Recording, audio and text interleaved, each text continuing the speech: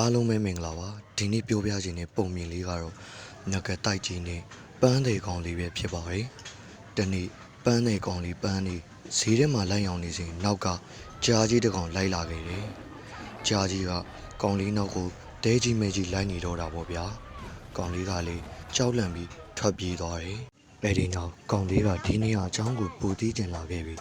အဖိုးတယောက်နဲ့တွေ့ဆုံမေးမြန်းခဲ့တယ်အဲ့ဒီနောက်အဖိုးကြီးပြောပြချက်အရ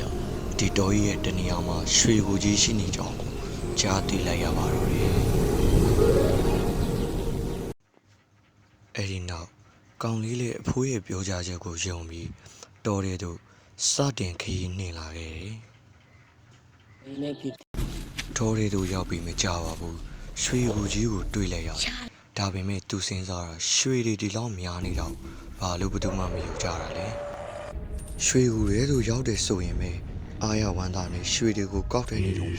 ထိတ်နေဝေးရဖြစ်တကူပါဖြစ်သွားပါတော့တယ်ဗျာအဖိုင်းကြီးမှာ